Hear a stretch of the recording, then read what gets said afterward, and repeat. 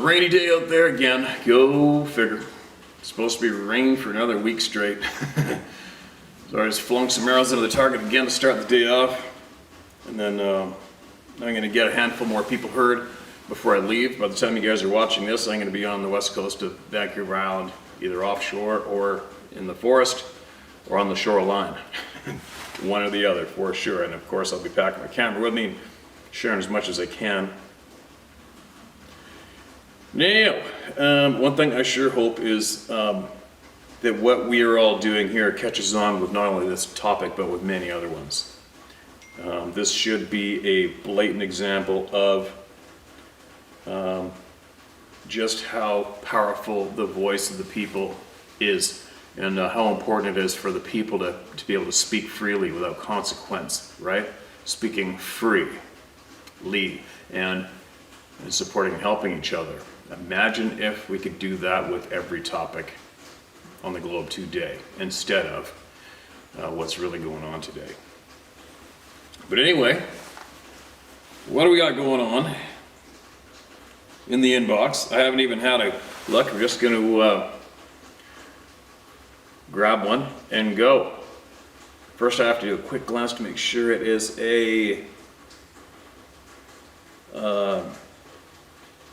an experience, or somebody needs help, somebody needs to get something off their chest. There's a lot of people email me just to go on rants, which believe me, I fully understand. And I don't know what this one's about. It has a few pictures, so let's read this one to start off. This is titled Sasquatch Worldwide and Tidbits on Little People. Yeah, little people thing is something I have very, very little knowledge on myself. Very little, but apparently there is a lot of knowledge out there about this topic. Hello Steve, I emailed you a few months ago, but not sure if you got it or I emailed the wrong address. Apologies if you've already read this out. I usually catch up on all your videos. I miss a few sometimes. I'm from India. I love your channel and mission. I'm a trained financial news journalist for a multinational mainstream news company and will give my details at the end for verification. Please don't use my name. I'm not scared, but I'm very young with a lot to lose. But I promise you, once I'm set, I'll hold every evil bastard in the world accountable. I hope you do. And try not to do it alone. Try to gather up as many more like-minded people as you can and get that shit going.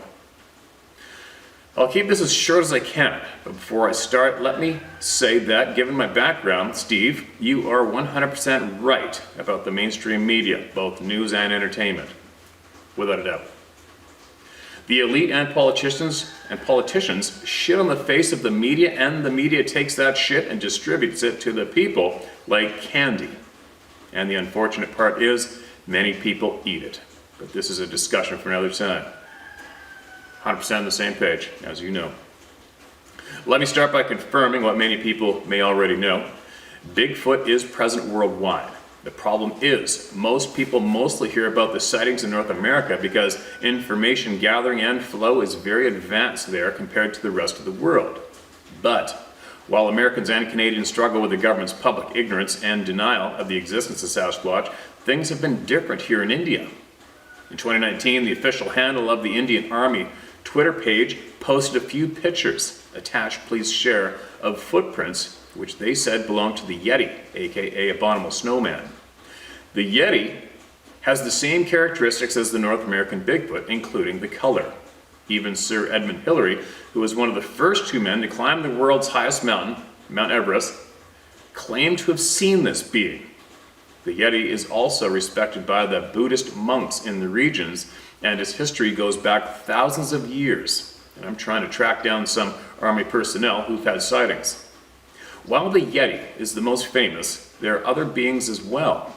In Northeast India, there is a being called Mandi Burung, which is a bit shorter, but has brownish and orangish hair. There was a report once where a villager said that they killed and eaten one of these beings.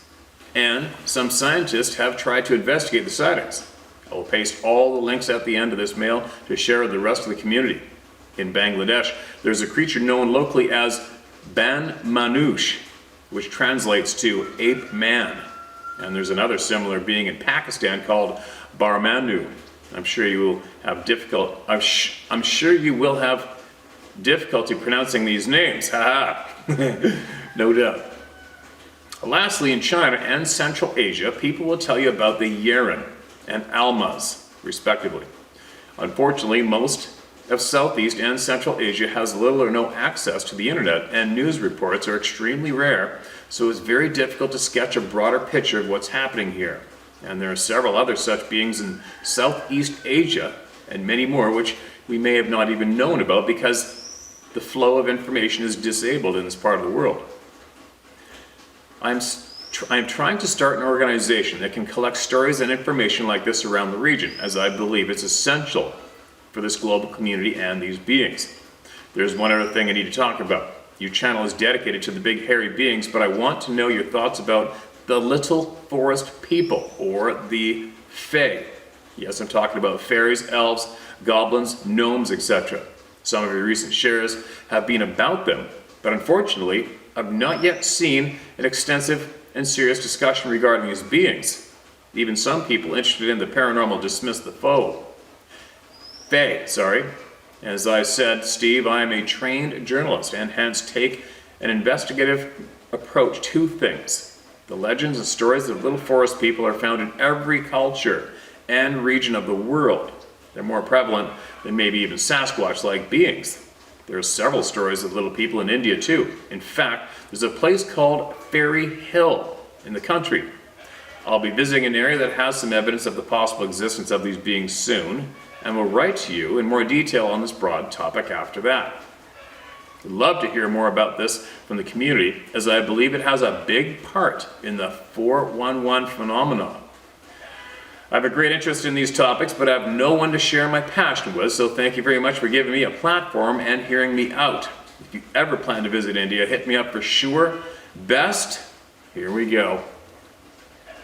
Oh, hold on, you said to keep your name.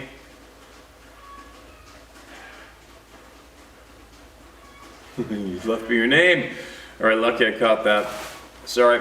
Okay, I got that, man. I just chopped your name out. Sorry, I almost shared it, and there's the tracks. Typical pattern, straight line. Probably a big spread. And yes, I agree. You need to investigate this more and get a hold of, find more like-minded people like yourself. I'm sure they're there, but I have a feeling. Like, I've been to Southeast Asia, and I often thought about the one way anywhere in the world to gather information would be go to the rural communities and speak to the elders or speak to whoever, right? And then the information will flow. And you're right, we haven't heard too much on the little people, the fairies and gnomes, etc. Have I ever had an interest myself? I can't say I have had, because I have not heard very much on those topics at all. And obviously I've never ran into anything like that myself, so it's right over my head. But if it is as popular as you have shared, yeah, man, hit that shit up and get it to us. All right, we got your back. Your voice will be shared here, word for word, and somehow, maybe you could possibly share this video once you hear it and see it come across it, and share this video with as many people as you can in your area. I know there might possibly be a language barrier for a lot of people, maybe, I don't know, but it might be a good idea for you to do that and start generating that little bit of a storm over there to get people talking, and to show people that there's other people in the world who are seeing things that we're not taught about, and it would be a very good thing for them to chime in and share what they know, get it off their chest, whatever. Do the same as what we're doing here, and do it over there for sure. So anyway, thanks again for contacting, sharing. You've been heard, and we're looking forward to hearing more from you. Okay, man? Be safe out there, too. Be safe out there. All right, what do we got here? This is titled, "It Seemed to Roll Around My Tent." It's nothing I'd crave. Feel free to use my name and city. Hi, Steve. First of all, thank you for your unthwarted efforts at being a message man for thousands of people and striving to bring the public out of the dark. Like many others, I have had an unexplainable experience that still baffles me to this day. During August of last year, me and my family were backpacking in the San Juan Mountains of Colorado. I'm 17 now, and by this time I was aware of the many conscious beings that could possibly be residing in the area, and every day I attempted to reach out telepathically. Careful what you ask for. On the second night of backpacking, we set up camp at a small lake that sat in a bowl of granite cliffs and scree fields. There were other people there, and they were camped about 300 meters away. On this night, I was feeling very grateful and fulfilled, and foolishly, I attempted to send out a message that invited any being to come and take what they need from me, as long as I was kept alive. I waited until my dad went to his tent, where my mom and sister were sleeping, to climb into my tent with my brother. The night was very clear, so I left the tent fly open, which I had never done before, and I felt like bringing a knife with me into the tent. After almost 10 minutes of me and my dad being in our tents, the night was completely silent, and I was on edge. Very soon after, I heard a noise that I would approximate to be 80 feet from the foot of my tent, and it originated from the scree fields to my right. At first, I thought it was a group of hooved animals because I could hear impacts from it hitting the ground, and every once in a while it clicked against a rock. But the sound was constant. After hearing it for only a second, though, I felt it was not. I felt unusually disturbed. So I started to repeat in my head, "Please do not come over here." And I changed my mind. It came down the hill a ways and turned 90 degrees towards our camp as it continued. I was frozen with panic as it picked up speed, and as it neared, I could tell whatever it was rolling along the ground. I had no idea what it could be. The only thing I could hear was this heavy object rolling towards me very quickly. It traveled up the small circular 3-foot rise that our tent sat on and stopped at my dad's tent, which was right next to me, and went completely silent for about a second, and then it started rolling again very suddenly and started towards the opening of the tent. Right by the tent opening was the edge of the little hill we were on, and I assume it went back down the rise because as the sound passed by my field of view, I did not see it. It could not have been more than 2 feet in diameter, or I would have seen it over the edge of the rise. Either that, it was not visible in the first place. It rounded my tent and stopped right behind my head, and I was too scared to move and risk making a sound. At some point, I started to feel strangely calm, and a very deep humming noise started in my right ear. I have idea how long, this must have meant, I have no idea how long this went on for, and at some point my memory became foggy. I do not remember if I heard it roll away. I'm sure you know how exhausting being that terrified can be, and eventually I fell asleep. Adrenaline dump.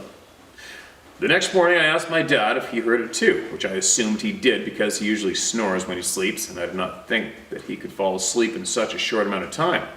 He said he did not hear it, and I did not tell him what had actually happened. I have an idea what it was, but it was alive. It was rolling around, and it scared the shit out of me. I don't know what to say other than that it sounded like a sentient rock about 1 to 2 feet in diameter was rolling around my tent. It could not have been an animal. It could not have been an animal. It could not have been a regular rock rolling down the hill. I have no explanation, and it sounds completely absurd. Sorry, this is not usually the type of story that you tend to have sent in, but I am convinced that it was not anything ordinary. I'm convinced that it listened to my invitation, and I'm grateful that it respected my request to be kept alive.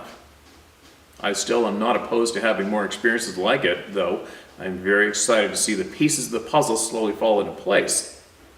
Thank you for all you do, Steve. Seth Dunn, Salt Lake City, Utah. Right, that's a different one for sure. But just as, as we mention all the time, if somebody has had something similar happen, especially in the same zone, you might want to drop down what you've seen in the comment section below this video for the person who just shared this to read about and learn possibly, right? But you're right, there's not much I can say about that, right? Except just careful what you wish for, and that goes to anybody. This next one's titled Woods People. Hey Steve, thank you for standing in the gap for people that can't. I'm after Oh, sorry. After many people called the police, 911, about something 911, about something crossing the road in around 2017, 2018 in the town of Columbia, Mississippi. A buddy of mine has a family member that bought 40 acres just south of the town for recreational purposes. They put out some deer cameras in the fall of 2022. One Saturday night, he got a notification on his phone showing something had tripped the cams. These photos are what it sent to his phone. This happened in the middle of the night around 2 a.m. Share if you want to. My name is Robert P. I couldn't give a shit if someone thinks I'm off the ranch or not. I don't know, man. It's a little different. Long legs, looks like pants to me. Haven't a clue, but I'll share it. I will share it.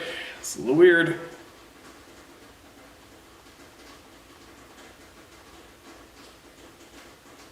All right, I shared it. What does it look like to me? It looks like a person to me, but what do you say? What do you do? There's not much you can do. And I know one thing, it's very rare for one of these beings to slip up and show their whole body on a trail camera like that. So I don't know, man. But share it. Yeah, you know, one thing I would be somewhat curious of. I've had numerous people, like I said before, message me from either end of British Columbia telling me about a friend of theirs, Fort St. James, who claims to have a clear photo of two of these beings on a trail camera. And I said before, quote, he said he doesn't want to share them, quote, because, quote, sorry, well, you just got to be careful with these things. Meaning photos, I don't know. But that, for some strange reason, that has had my curiosity. I think probably because of so many different people around the province have known this person and emailed me the same thing. But other than that, I don't know of too many other trail camera pictures that have, trail cameras that have pulled it off, right? Anyway, moving on. Oh, this is about COVID. Okay, hold on. Let me get back down to the bottom here. Somebody's been waiting for some time. It's titled Sasquatch, My Lifetime of Experiences.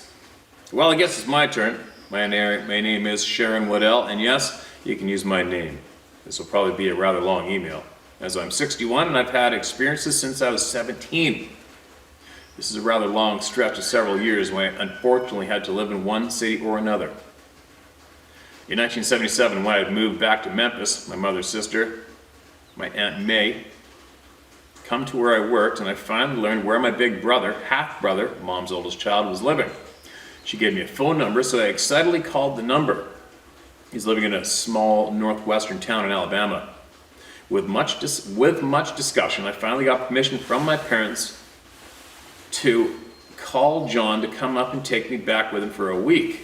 I'll admit I was scared. I was scared, hadn't grown up with me, and I had never been away from my parents before. Things worked out, and I had a great time. The day before I was to go back to Memphis via Greyhound bus, my brother planned a camping trip up to a place called Black Ground Mountain. He, his wife and friend, and I, as well as his dog Smokey, a big male German Shepherd, and thankfully a 12-gauge shotgun. My brother chose the perfect place to camp. It was one way up and down, unless, of course, if you chose to jump off the rock edge about 50 feet down. We got our gear, sleeping bags out, and cooked up a meal. Sat around and talked until it was time to turn in. Smokey had been chained so he couldn't wander off. I looked at the stars and marveled at how beautiful the night sky really was, and drifted off to sleep. The next thing I knew, I was awakened by a terrifying scream like anything I'd ever heard before. I could feel it in my chest. It had started out low, but intensified due to a level so high and so shrill, like nothing I'd ever heard before. Smokey was flipping out so hard that had he not been chained, he would have jumped off the cliff's edge.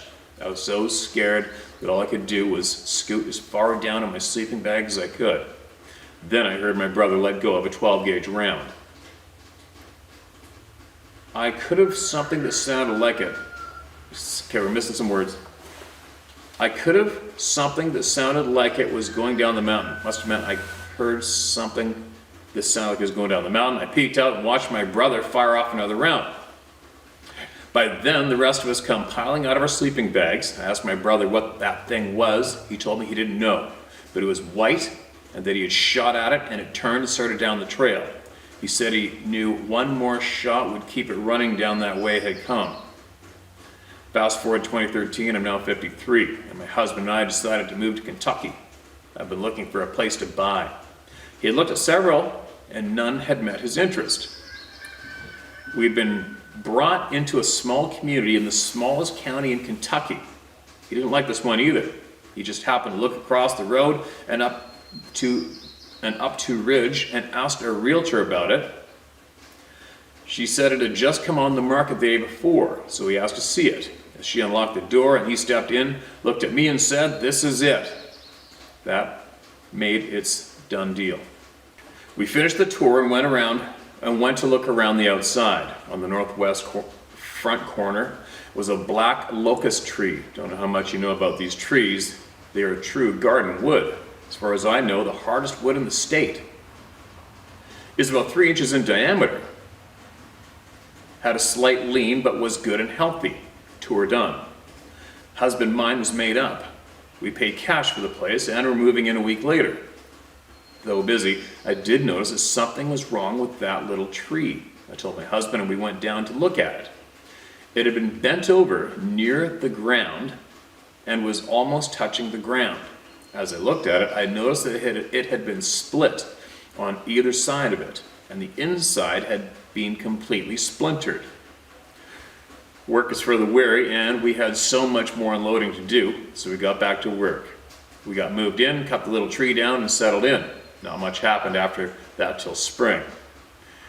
We were each in different areas working when he started calling for me. I found him in back, but on the same side that little tree had been on. I said, "Hey babe, did you holler for me?" He said, "Yeah, come look at this." I walked over to where he was and I saw these 2 young trees that had been uprooted. I said, "Those weren't like that when we moved in, were they?" He said, "No. Look, they're still having young green leaves on them and the ground is still damp." I looked at him and asked, "Then how did they get uprooted?" He never missed a beat and said it was Bigfoot. Now I'm from Mississippi and he was from Michigan. I thought these creatures were real. See the story of 77, but he did too because of an experience he had in a deer camps of Michigan when he and a buddy had gone camping. His story: we'd set up our tent and had cooked up some food, partied a bit, and gone to bed. At some point during the night, he had been awakened by a sound outside the tent. Now my husband was 6'2". He was laying there and heard footfalls and then something pushing They'll off the tent in. Sorry, he was laying there and heard footfalls and then something pushing. Oh, that probably was the wall of the tent in. My husband could stand up in this tent without having to bow his head. He's now watching something considerably taller than him poking the tent down from the top. He heard some deep grunts, worked his way over to his buddy and quietly woke him up. They said they listened to it until it finally moved away. They both started quickly picking up and packing their stuff up. Threw everything in the trunk and took off and drove until they came up on a truck stop. They had spent the rest of the night there. Tim, my husband, realized that he had forgotten his little Coleman camp stove. They both felt that in the daylight it was safe to go back and retrieve his stove. When they got back to the spot, he found the stove was gone. They both were sure this was where they had been camped because of the area where the tent had been. So that explains why he felt that Bigfoot had pushed down our trees. He dealt with them before. Anyway, at this point, when it came to our trees, we figured these creatures had pushed them down. Things were quiet until we decided to get the chicks so we could have fresh eggs. Neither of us were carpenters, but we managed to put up a plausible building, and we and our chickens were set. No pun intended. The chicks grew to adulthood and eggs were forthcoming. One night after my husband had gone to bed, summer 2015, I realized I had forgotten to put the chickens up, not thinking anything of it. I turned on the back porch light, opened the door, and took 2 steps out when a scream came from behind the chicken house. Yes, it's tall enough that a large creature is completely covered behind it. One that I had heard those many, many years ago on my black ground mountain with my brother. It started low and deep and raised in pitch and scale, so shrill it left me paralyzed where I stood. A thought crossed my mind.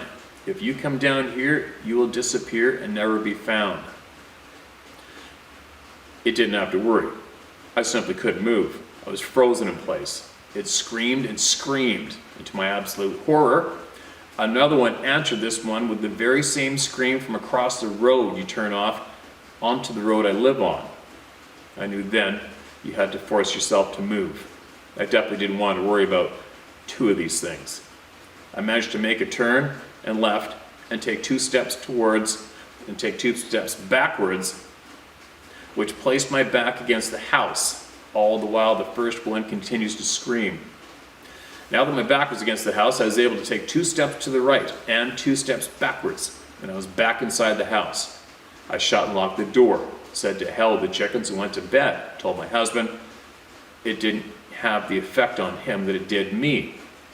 Nothing else happened until after my husband's sudden death in March 2017. Sorry to hear about that. I was alone and in a bad state. I didn't sleep much. My dog started barking, so I threw caution to the wind, grabbed my .357, and out the back door I went.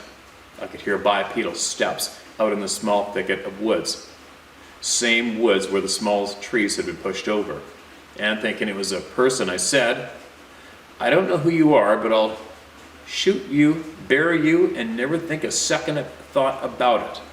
I heard a couple more steps, so I pointed the .357 down toward the ground and fired 3 shots. I heard a couple more steps, then nothing. Turned around and came back in. I don't know why I thought it was a human. Because of all the groundhogs around here, it isn't safe to walk parts of that in the daytime, little line, let alone the nighttime. There's typos, you guys, I'm sorry. Things were quiet after that, until one bright and sunny morning in spring of 2019, I was sitting on my couch in the living room and just happened to glance up, and to my right, where my dining room window is, also the back of the house, and to my utter surprise, I see a dark brown, over 7-foot tall creature covered in fur. It played down its head and body like a German shepherd's, flat and neat. It played down its head and body like a German shepherd's, flat and neat. Walked past that window. I only caught the back half of its body, and it was gone. I've been growled at from something in those woods. It was low and, yes, scary. It was night, and I was sitting with my back to those same woods. Lastly, at least for now, my last visual experience took place about 3 months ago. I remarried in November 2020, and my husband and I always start off bedtime with my head on his shoulder for a few minutes. I guess I should say that our bedroom window opens up to our screened-in front porch, and we always leave the porch light on when we go to bed, with curtains open. When I went to turn over that night to sleep on my right side facing the window, he was standing there, no more than 5 feet from me, with nothing more than a window separating us. He wasn't as tall as what I'd seen in my dining room window, probably no more than 6 foot, and his hair was more brownish red, and the hair on his cheeks had some gray in it. But I think what got me most were how human his eyes were. Light brown, his nose was a mix of human and a little like a gorilla's. Oh, there's a couple typos. Not scared me so bad. Okay, when he realized that I was seeing him, the look of startlement would have been funny had I not been scared, had he not scared me so bad. There, how's that sound? He tucked his left shoulder in and dodged off to his right. That would have been well and good, except in a normal world, when I thought I knew, he could never have stood there. There is a large gray plastic container right in front of that window, and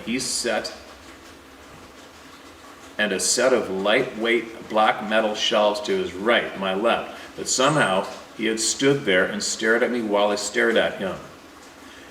I did forget one other experience which would have happened in 2018. I was in the guest bathroom of my home taking care of some necessary business. My little dog Susie and my big dog Chloe both present. When we heard the sounds of one very big and very pissed off sounding like gorilla, scared me to death. I don't know why I was so pissed, but it sounded like it was going to tear my wall out. Terrified both dogs and left as quickly as Chloe could turn around. But she was built like a tank, so it wasn't as fast as she wanted. Those are my stories, and as God is my witness, every damn one of them happened. My name is Sharon Waddell, and you may use my name if you wish. Thank you for what you do. My children think I'm crazy, maybe even my husband too, but I know I'm not. And I know what I've heard, and I know what I've seen. It's nice to know that someone believes us. It isn't quite as lonely anymore. Hope the grammar and punctuation were okay. And that's it. All right. Sharon, thanks for that email. Absolutely appreciate it. There's a few typos in there that threw me off, but we got through it and everybody understood exactly what you were sharing, I'm sure. And for anybody out there bitching and complaining that I butchered that one up, sorry. Sometimes it's tough, but the punctuation absolutely throws me right off. And it's just tough, right? And I don't have the time. Imagine the time it would take if I pre-read every single one, did the punctuation, and then came in here to do this, and then edited them up. It's not possible. It's just not. I got too many other things going on, you know? But anyway, Sharon, I'm glad you sent that in. I hope it brings you some kind of relief. And you know you're not alone, and I know that you know what you saw, without a doubt. It's been seen so many times with so many other people. Mark, this is red. Man, my hand's killing me. I almost broke the damn thing 5 days ago, and started to get better, but yeah, fidgety. Anyway, this is titled, Thank You, My Friend. Hi, Steve. I hope this finds you and yours well. I want to thank you, sir, for sharing my story. Since you shared it, I've been contacted by several folks here in Maine that live relatively close to me that have had encounters as well. Perfect. But encounters nonetheless. I truly believe the platform you have for us to share is truly making a difference and bringing us together. Yes, it is. Your channel has given me an outlet to share with others whom I would have never been able to. Folks that live right here close that have had encounters. I encourage them to send their stories in as well in the hopes them sharing may hold a piece for someone else. You giving others their voice to share without judgment or ridicule is spot on, brother. Having spoken with several of these folks near me and for me, I have found some pieces I was missing. And I think I was able to fit some pieces into other folks' stories they were missing. The world needs more men like you who are strong but have a kind spirit. Please don't stop what you're doing here because you are helping more than you could ever know, my brother. God bless you, Sarah, and your family. With heartfelt thanks, your friend Carl. Carl? Appreciate you, man. And yeah, make sure if you know, even if they don't, I don't care. If people want to send in their experiences that you've met around there, so be it. If they feel that will help them. But it sounds like a group of people you're forming around there, the contacts, it sounds like they just might be getting the relief they need just from speaking to people like you in their community, right? Which is very important.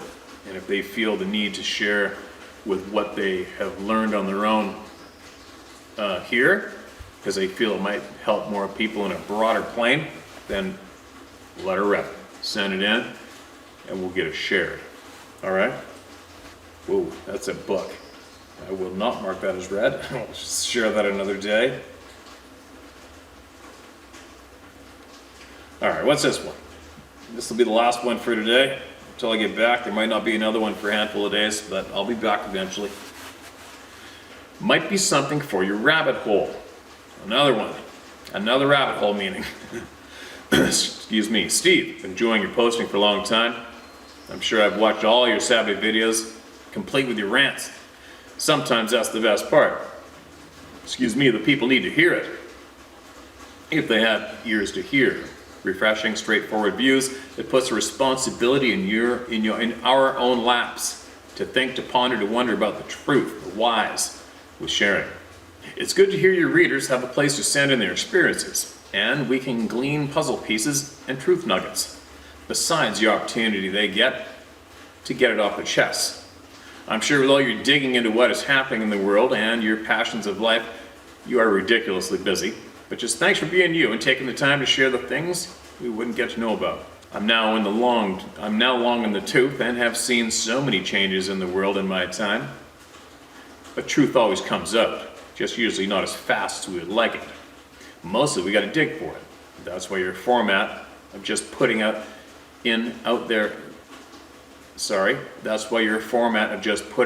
there resonates with your roundtable family. I worked with an old mountain man 50 years ago, shared a lot, taught a lot, especially if you were paying attention. He would say truth has a ring to it. You know it when you hear it. He believed that most people, their lights were on, but nobody was at home. But all had potential. He emphasized that your intuition is your primary sense, not your sixth sense. Everyone has it in them, just usually not just aware of it. He always said one needs it in the mountains, needing to know what was out there and around the corner before you got there, for surviving on all levels, with predators and humans, which are sometimes one and the same. He said you can always learn it by practice, usable in all situations, needed everywhere. He said, start by imagining what is out there, or what a person is going to say or do. You will be wrong in the beginning, a lot, but with continuing to practice, your intuition will come to the surface. Eventually you will be right more often than not. You will know when something is true and will improve. Then you have awarenesses. Yep, you aren't the only one that goes off on a tangent. Do you think Edgar would take the help of you putting up a funding link? Just a thought, which I'm sure you already had. Just a big thanks to you and yours, and you're a blessed man. Still sorry for your loss, Mr. Macaroni. Never really goes away. Just lost my best friend, my Roddy. Yeah, it sucks. You know, this isn't posting material, which is fine. I go down many rabbit holes searching. Pretty sure you don't need help with that, but I might send one if my intuition nudges me to. Brian Bach. Usable if you want. Okay, Brian, appreciate it, man. And quick note on that, to answer your question about Edgar, I did ask Edgar if he needed help, because I assured him that there was plenty of it right here, right? Which you guys have proven in the past when I've shared links for a few other people that have needed help. And he was very appreciative of the offer, but he said that financially he's fine. His health plan covered him, and he was okay in that department. So I guess all it would have been left would have been good thoughts and prayers, right? And on that note, still haven't heard from him or any of his family members, so let's hope for the best. And a little later on, I will start reaching out to his colleagues and see what's up in that department there, right? But anyway, it's time for me to go. I wasn't reading too smoothly today, but unfortunately I had a handful of typos and too many emails back to back, which I feel sometimes sounds like I'm butchering the shit out of the whole thing. So I'm out of here. Time to start packing. I'm going back to the wilds. Talk to you guys shortly.